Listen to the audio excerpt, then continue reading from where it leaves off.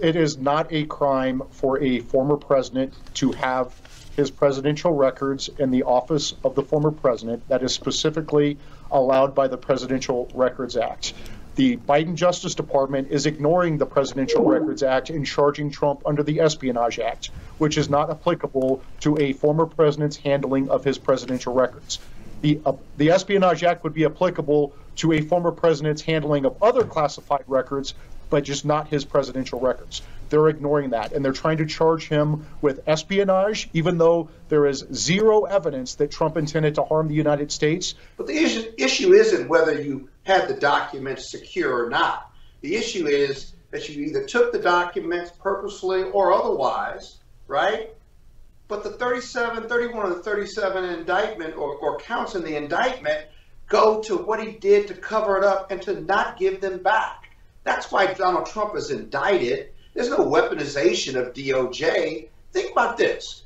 If DOJ did not indict Donald Trump for all he did with his body person and for all he did with moving the documents, with all he did with his lawyer to avoid turning these documents over, and we did not, quote, weaponize DOJ, what would that say about the rule of law and DOJ?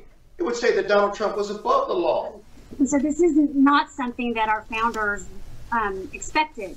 You know, their concerns were about bribery and corruption. That's why the impeachment clause includes the word bribery in it. Our founders were more worried about a president accepting money from a foreign source and that putting undue influence on him. You know what the founders did with their papers?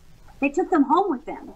And then their family members put them in books and let universities publish them. So tracing back to the very beginning, most presidents have taken their papers with them, and it's only been in modern history since we've had the presidential libraries and presidential museums have we developed this classification system and that kind of thing, and it's been more formalized. And I recently read an autobiography of George W. Bush, and I looked back and he presented in his autobiography 3 different war plans that the military gave him after 9/11.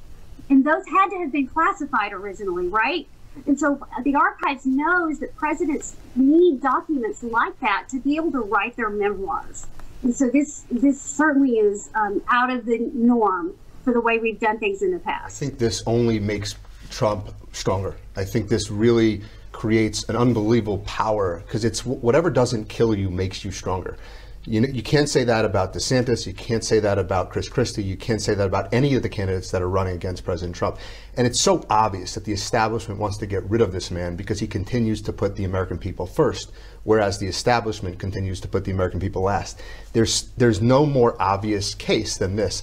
It's a years-long political persecution. They spied on his campaign, as you know, from Russiagate and the Russia hoax. They sabotaged his administration. They framed a 3-star general. And they sought to undermine a sitting U.S. president, and now they're weaponizing a Department of Justice to imprison their political opposition and get him off the campaign trail. And that is unfortunate because America is really on trial right now. In my opinion, the constitutional republic that this country has is on trial right now. It's not just about Donald Trump, it's about our Constitution and our republic.